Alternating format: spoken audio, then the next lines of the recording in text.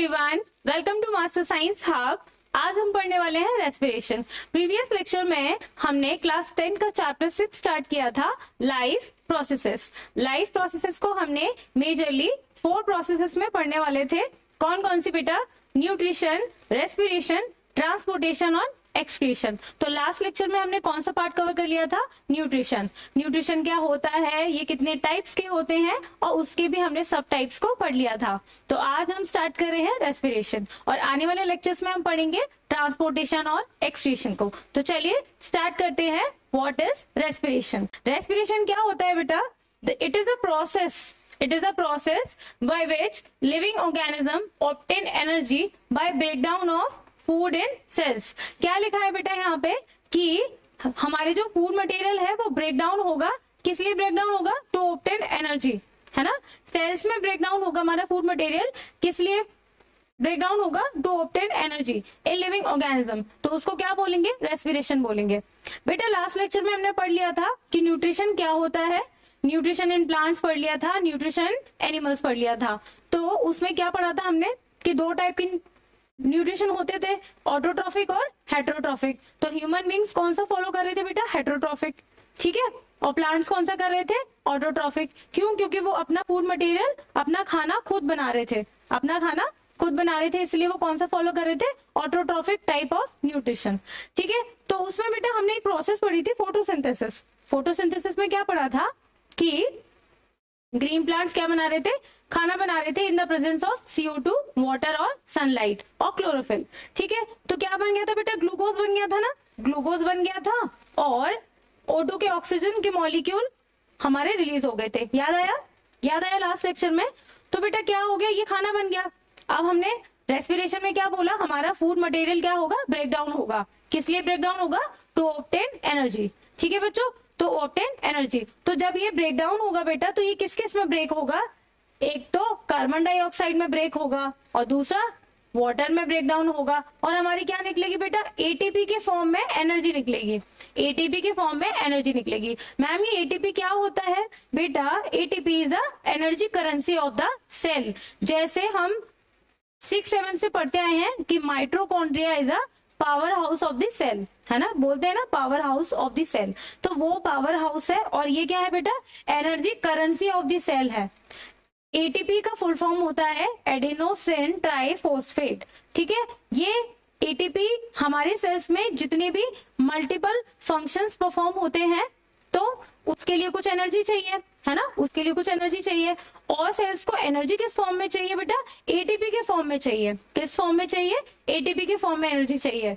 तो हम यहाँ पर क्या कर रहे हैं? रेस्पिरेशन में फूड मटेरियल को ब्रेक डाउन कर रहे हैं to obtain energy for the further functions, है ना। फॉर द फर्दर आने वाले जो भी फंक्शंस परफॉर्म करेगी सेल, उसके लिए एनर्जी चाहिए।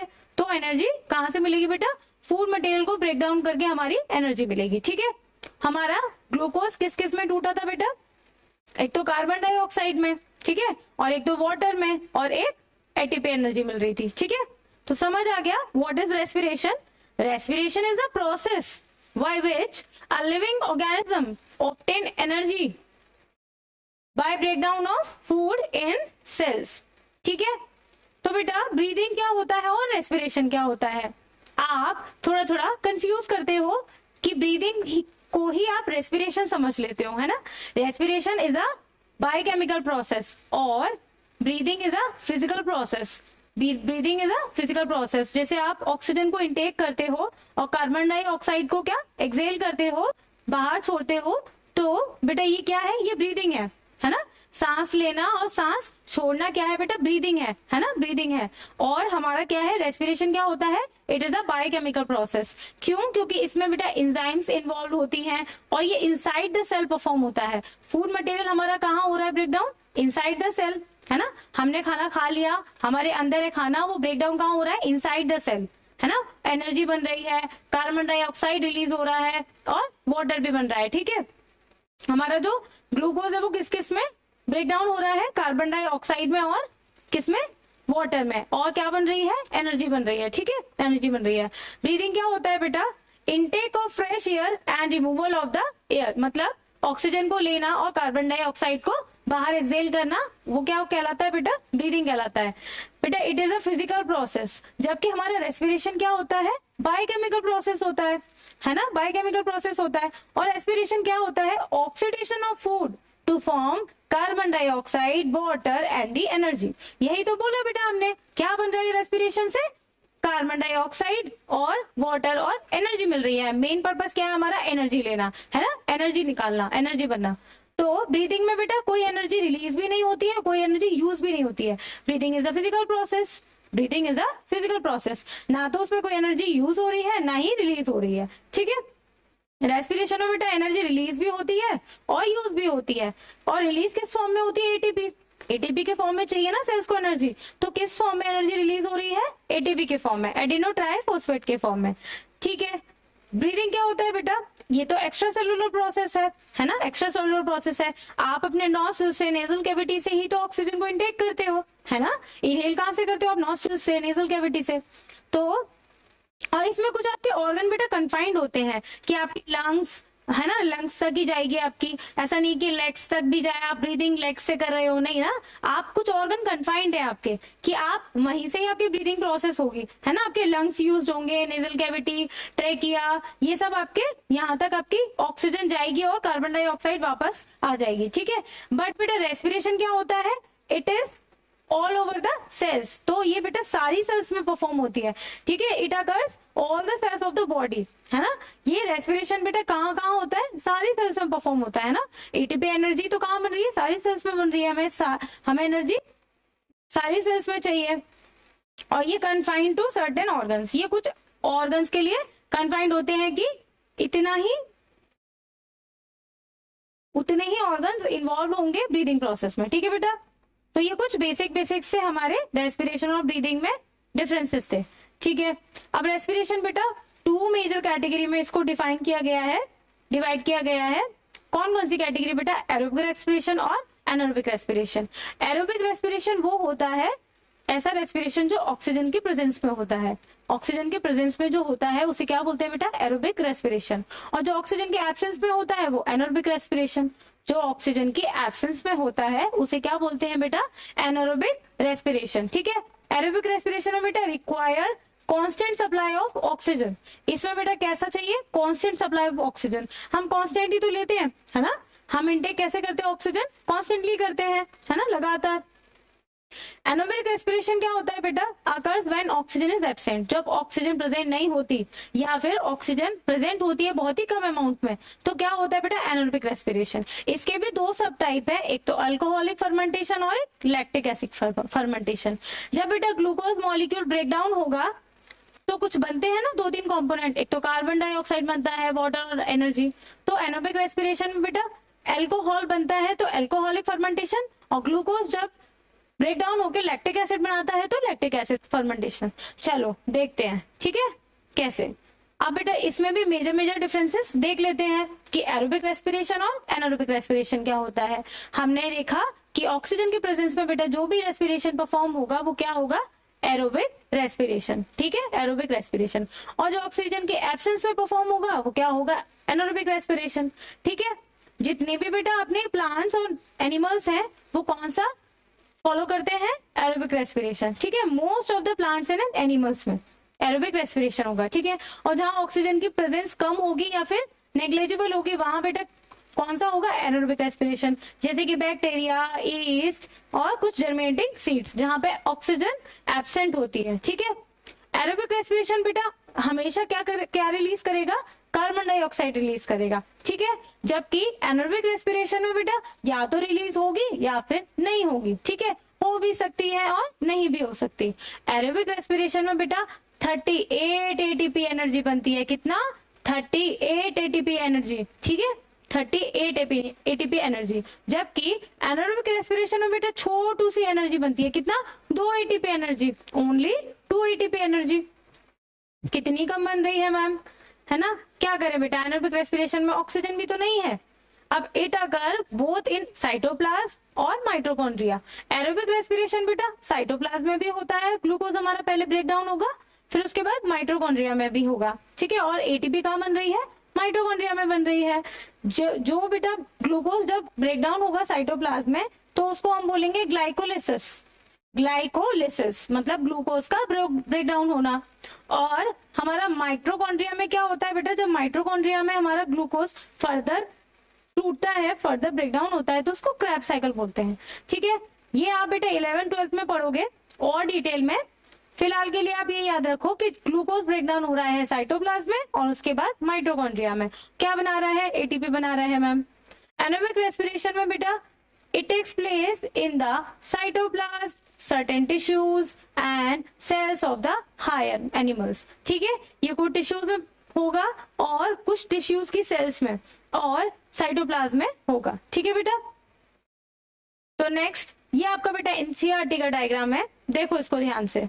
क्या है बेटा, सबसे पहले ग्लूकोज, हमारा ग्लूकोज क्या होता है, C6H12O6, यही तो होता है हमारा ग्लूकोज। इसमें बेटा कितने कार्बन है, 6 कार्बन मॉलिक्यूल वाला है हमारा ग्लूकोज, है ना। जब ये बेटा ब्रेक डाउन होगा 3 कार्बन वाले मॉलिक्यूल में तो उसका हमने नाम क्या रख दिया, पायरुवेट रख दिया है। क्या रख दिया बेटा, प्यार से इसको क्या बुला रहे हैं, हम पायरुवेट बुला रहे हैं। ठीक है, हम पायरुवेट बुला रहे हैं। जब 6 कार्बन वाला मॉलिक्यूल 3 कार्बन वाले मॉलिक्यूल में ब्रेक डाउन हो जाएगा तो उसको हम क्या बुला रहे हैं, प्यार से पायरुवेट बुला रहे हैं। ठीक है, प्यार से पायरुवेट बुला रहे हैं। बेटा अब इसकी 3 कंडीशन बन रही हैं, कौन कौन सी कंडीशन बन रही है मैम, बता दो। बताते हैं, देखो सबसे पहले क्या बन रही है बेटा, प्रेजेंस ऑफ ऑक्सीजन। जब ऑक्सीजन की प्रेजेंस में अगर हमारा ग्लूकोज ब्रेक डाउन हो रहा है तो क्या CO2 में ब्रेक डाउन होगा और वाटर में, और क्या निकलेगी, एनर्जी। कौन सी एनर्जी, एटीपी वाली एनर्जी। ठीक है, और बेटा जब लैक ऑफ ऑक्सीजन मतलब ऑक्सीजन बहुत कम है तो बेटा क्या, mostly in human muscle cells, है ना, mostly in human muscle cells, तो क्या बनेगा बेटा, लैक्टिक एसिड में टूटेगा और एनर्जी रिलीज होगी। लैक्टिक एसिड में टूटेगा और एनर्जी बनेगी। ठीक है, और बेटा जब पूरी तरीके से ऑक्सीजन एब्सेंस है, मतलब ऑक्सीजन है ही नहीं, जैसे कि ईस्ट में, तो बेटा क्या क्या टूटेगा, क्या क्या टूट के बनेगा, इथेनॉल में टूटेगा बेटा और कार्बन डाइऑक्साइड में, और क्या रिलीज होगी, एनर्जी रिलीज होगी। फिर से देख लो बेटा, फिर से देख लो एक बार, है ना, इंपॉर्टेंट डायग्राम है आपके लिए, क्योंकि पहले क्या हुआ बेटा, ग्लूकोज हमारा क्या था, 6 कार्बन वाला मॉलिक्यूल था। ठीक है, वो ब्रेक डाउन होके क्या बनाया, 3 कार्बन वाला मॉलिक्यूल। ठीक है, पायरुवेट, जिसको हमने प्यार से क्या नाम दिया था, पायरुवेट। अब यहाँ से बेटा 3 कंडीशन बन रही है, कौन कौन सी बन रही है कंडीशन, एक तो प्रेजेंस ऑफ ऑक्सीजन, तो किस किस में टूटेगा, कार्बन डाइऑक्साइड, वाटर और एनर्जी में। ठीक है, जैसे कि in mitochondria presence of carbon dioxide.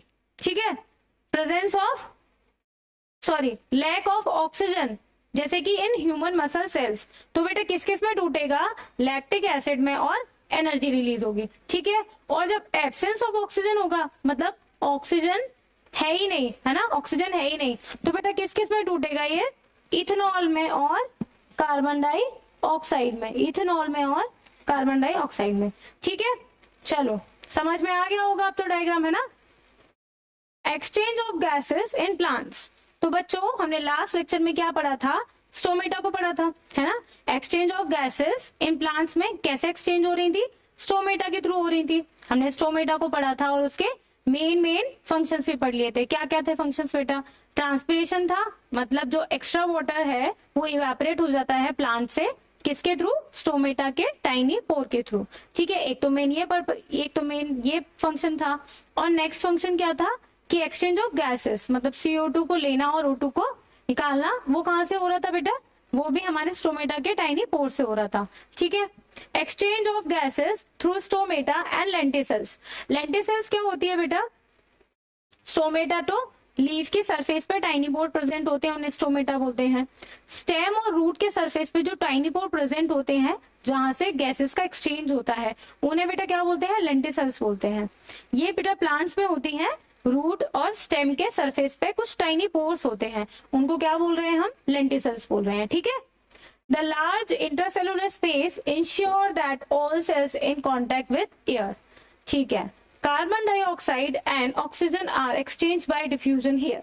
ठीक है, कार्बन डाइऑक्साइड और ऑक्सीजन कैसे एक्सचेंज हो रही है बेटा, by the process of diffusion. Diffusion हमने लास्ट फर्स्ट चैप्टर में पढ़ा था, है ना, फर्स्ट चैप्टर में पढ़ा था, 9th क्लास के फर्स्ट चैप्टर में।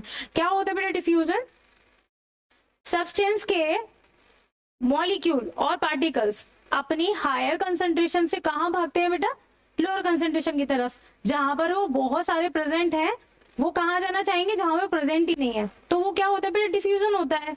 ठीक है, किसी भी सब्सटेंस के मॉलिक्यूल या पार्टिकल्स कहाँ भागते हैं बेटा, जहां उनकी प्रेजेंस नहीं होती, जहां उनकी कंसंट्रेशन लो होती है, वहां की साइड वो जाते हैं, उसको क्या बोलते हैं, डिफ्यूजन बोलते हैं। ठीक है, the direction of diffusion depends upon the environmental condition and the requirement of plant. Plant की रिक्वायरमेंट के हिसाब से डिफ्यूजन होता है। ठीक है बच्चों, अब रेस्पिरेशन, हम प्लांट्स का तो देख लिया, एक्सचेंज कैसे होता है गैसेस का, है ना। अब हम ह्यूमन बींग्स में देखते हैं। ठीक है, तो सबसे पहले बेटा ऑक्सीजन कहाँ एंटर होती है बेटा, नेजल चैम्बर में, है ना, नेजल कैविटी में और नॉस्ट्रिल्स में और नेजल चैम्बर या नेजल कैविटी कुछ भी कह लो। ठीक है, फिर फेयरनेक्स, लेयरनेक्स, फिर कहाँ बेटा, ट्रेकिया में, देन बेटा लंग्स में। ठीक है, लंग्स में उसके बाद बेटा लंग्स में ना ये क्या होते हैं, ब्रोंकाई होते हैं। ठीक है, ये पेड़ जैसा आकार का, ऐसे, है ना, ऐसे ऐसे, रुको कलर लेते हैं दूसरा, ऐसे, है ना, ट्री के जैसे बहुत सारी ब्रांचेस होती हैं, तो ब्रांचेस से याद कर लो, ब्रोंकाइज होती है ना, इनमें क्या होते हैं, ब्रोंक्यूल्स होते हैं। ठीक है, अब इसे बेटा लास्ट में ना इसके जो टिप पे ऐसे ऐसे टाइप के कुछ स्ट्रक्चर्स होते हैं, है ना, सैक लाइक और बलून लाइक, इनको बोलते हैं बेटा एल्वियोलाई। ठीक है, और इसमें जो बेटा सिंगुलर अगर मैं बनाऊंगी, इसको सिंगुलर क्या बोलूंगी, इसको एल्वियोलस, क्या बोलूंगी, सिंगुलर एल्वियोलस। एल्वियोलस को ही बेटा क्या बोलते हैं, site of respiration, site of respiration. जैसे कि हमारे प्लांट में स्टोमेटा था ना, वहां से क्या हो रही थी, गैसेस एक्सचेंज हो रही थी, है ना।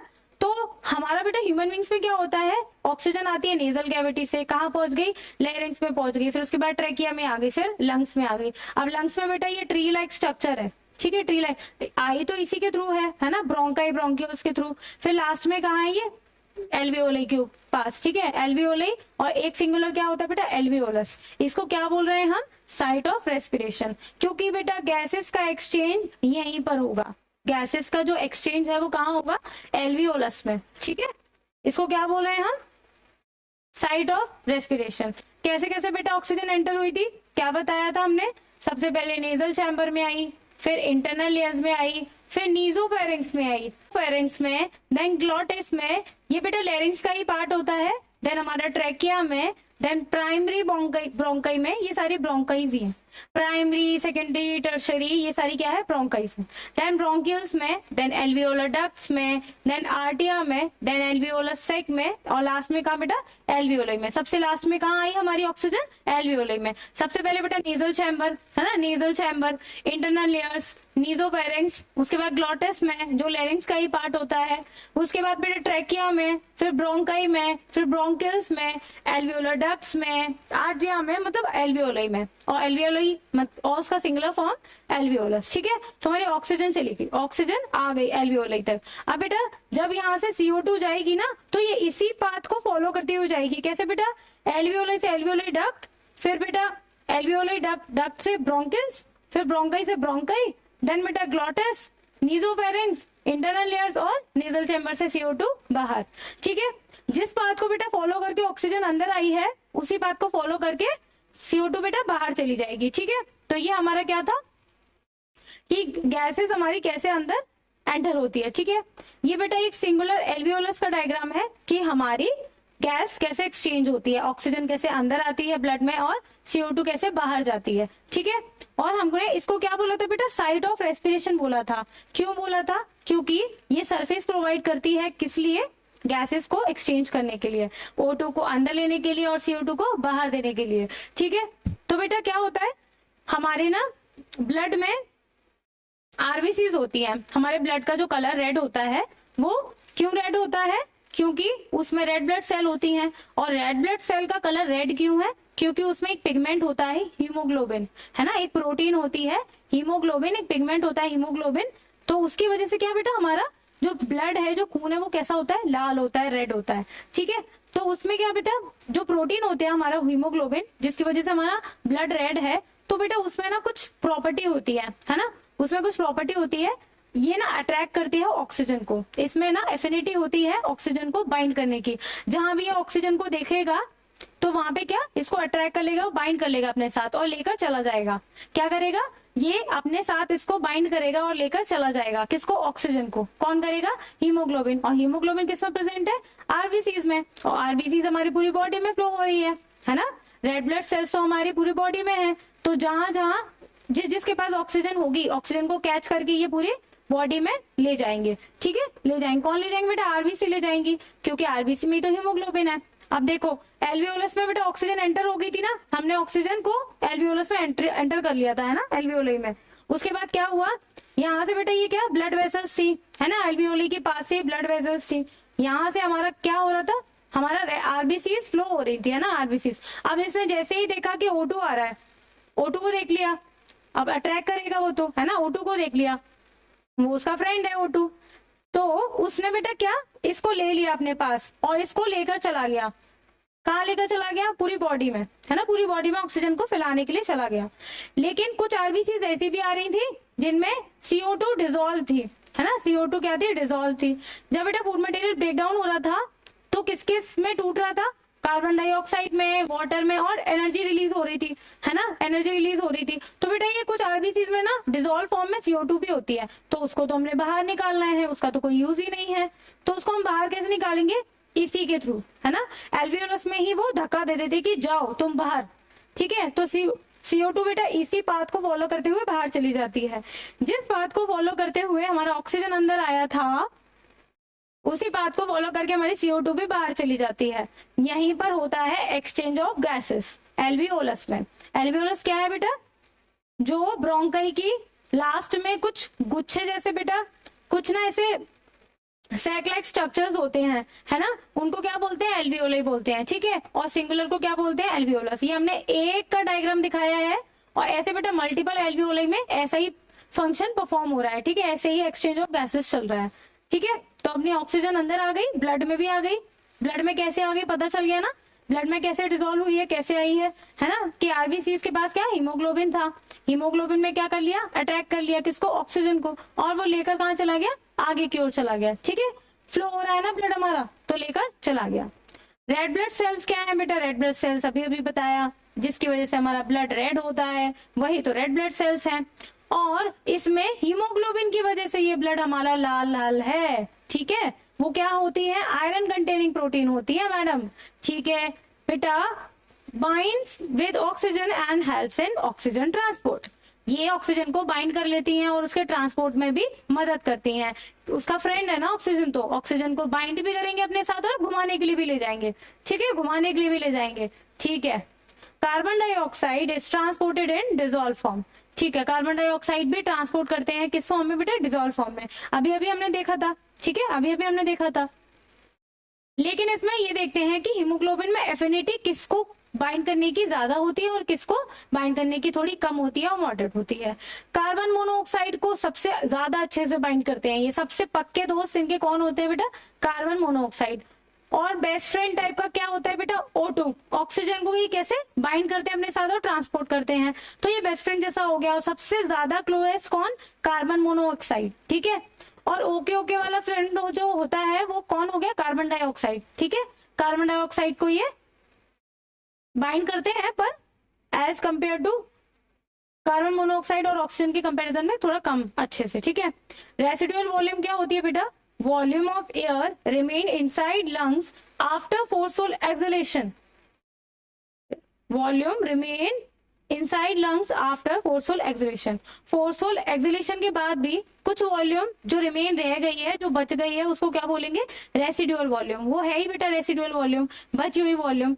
जैसे जितने अमाउंट ऑफ एयर आपने इनहेल किया, है ना, जितने अमाउंट ऑफ आपने एयर इनहेल किया, क्या उतने अमाउंट आपने एक्सहेल भी किया, कंप्लीटली तो नहीं एक्सहेल हुआ। तो जो कुछ बची कुछ वॉल्यूम रह गई है एयर की हमारे लंग्स में, उसको हमने क्या नाम दे दिया है कि इसको बोलते हैं रेसिडुअल वॉल्यूम। और बेटा ह्यूमन बींग्स में क्या होती है वो वॉल्यूम, 1100 से 1200 ml, 1100 to 1200 ml। ठीक है बच्चों, अब इनहेलेशन और एक्सहेलेशन क्या होता है। इनहेलेशन मतलब ऑक्सीजन को इनटेक करना, है ना, ऑक्सीजन का एंटर होना, ऑक्सीजन को इनहेल करना मतलब लेना, और एक्सहेल करना मतलब बेटा CO2 को एक्सहेल करना, CO2 को बाहर करना, एक्सहेल करना, है ना, ब्रीथ आउट करना। ठीक है, अब इसमें देख लो बेटा क्या क्या होता है। Inhalation is the action of inhaling और ब्रीदिंग इन। ठीक है, ब्रीदिंग इन मतलब ऑक्सीजन को अंदर लेना। इसमें क्या डायफ्राम बेटा कॉन्ट्रैक्ट होता है। डायफ्राम आपका लंग्स के नीचे होता है डोम शेप का। ठीक है, तो वो क्या बेटा कॉन्ट्रैक्ट होता है। जब आप इनहेल करते हो ऑक्सीजन को बेटा अंदर लेते हो तो क्या होता है, वो कॉन्ट्रैक्ट होता है, ऊपर की तरफ आता है। लेके देखो, आप सांस लेके देखो, जब आप ऑक्सीजन को अंदर लेंगे तो आपका जो डायफ्राम है बेटा वो ऊपर आ जाएगा। ठीक है, और जब आप एक्सहेल करोगे तो वो क्या रिलैक्स हो जाएगा नीचे। ठीक है, जब आप एक्सहेल करते हो, इनहेल करते हो ऑक्सीजन को, तो आपकी चेस्ट कैविटी भी बढ़ती है। ठीक है, और आपका डायफ्राम भी कॉन्स्ट्रिक्ट होता है। ठीक है, और क्या होता है, रिब केज भी फॉरवर्ड और आउटवर्ड मूवमेंट करता है। ठीक है, फॉरवर्ड और आउटवर्ड मूवमेंट करता है due to effect of intercostal muscles की वजह से। ठीक है, और बेटा इसका ही ऑपोजिट एक्सहेलेशन में होता है। इसमें रिब केज क्या बेटा डाउनवर्ड नीचे चला जाता है और इनवर्ड। ठीक है, इनवर्ड और downward due to the effect of intercostal muscles. ठीक है, लंग्स आर इन्फ्लेटेड होते हैं किसमें बेटा, इनहेलेशन में। जब आप इनहेल करते हैं तो इन्फ्लेट हो जाते हैं आपके लंग्स, और डिफ्लेटेड हो जाते हैं जब एक्सहेल करते हो।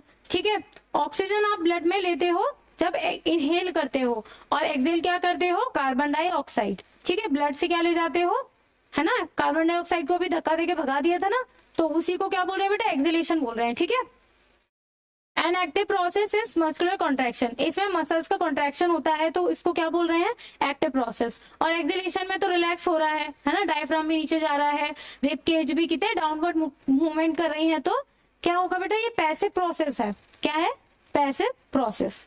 ठीक है, अब बेटा एल्वियोलाई को थोड़ा सा और इंपॉर्टेंस दे देते हैं, थोड़ा सा हम और पढ़ लेते हैं। क्यों पढ़ लेते हैं, क्योंकि it is a site of respiration, है ना। यहीं पे तो हमारा क्या हो रहा है, गैसेस का एक्सचेंज हो रहा है। Balloon like sac like structure. ठीक है, हमने देख लिया था बलून लाइक स्ट्रक्चर होता है इसका, सैक लाइक स्ट्रक्चर होता है। Walls of alveoli are only one celled thick and provide a surface where the exchange of gases takes place। पढ़ लिया हमने कि गैस का एक्सचेंज भी तो यही होता है, और ये क्या प्रोवाइड करता है, सरफेस प्रोवाइड करता है। ठीक है, contain an extensive network of blood vessels which help in exchange of gases. इसके पास क्या होता है बेटा, ब्लड वेजल्स का क्या होता है, नेटवर्क होता है। उसी में से तो ऑक्सीजन, हमारा रेड ब्लड सेल जा रही थी तो ऑक्सीजन को लेती हुई जा रही थी। अगर यहाँ पे ब्लड वेजल्स के नेटवर्क ही ना हो तो ये ऑक्सीजन का क्या करेगा, किसको देगा, है ना, आरबीसीसी तो ले रही थी, आरबीसीसी तो ले रही थी। ठीक है बेटा, फिशेस में जो रेस्पिरेटरी ऑर्गन होते हैं वो क्या होते हैं, गिल्स होते हैं। ठीक है, क्या होते हैं, गिल्स होते हैं। Gills are the respiratory organ for fishes. Fishes takes in oxygen which is dissolve in water through gills. और ऑक्सीजन इनकी कैसे लेते हैं बेटा, ये डिजोल्व फॉर्म में लेते हैं। ठीक है, ऑक्सीजन कैसे लेते हैं, डिजोल्व फॉर्म में। इनके पास फ्री तो ऑक्सीजन है नहीं, अब ये पानी में रह रही है तो पानी में ही इनको क्या करना पड़ेगा, रेस्पिरेशन करना पड़ेगा, ब्रीथ करना पड़ेगा। ठीक है, अब बेटा कुछ इंसेक्ट होते हैं, उनके पास रेस्पिरेटरी ऑर्गन्स के जगह क्या होते हैं, स्पाइरिकल्स होते हैं, और क्या होते हैं, ट्रैकी होते हैं। स्पाइरिकल्स और ट्रैकी होते हैं। ठीक है, अब बेटा नेक्स्ट टॉपिक है ट्रांसपोर्टेशन। नेक्स्ट हम क्या पढ़ेंगे, ट्रांसपोर्टेशन, और उसके बाद पढ़ेंगे हम एक्सक्रीशन। तो ये हम पढ़ने वाले हैं नेक्स्ट लेक्चर में। आई होप आपको रेस्पिरेशन समझ आया होगा। तो मिलते हैं नेक्स्ट लेक्चर में, तब तक के लिए stay tuned, follow for more. Thank you.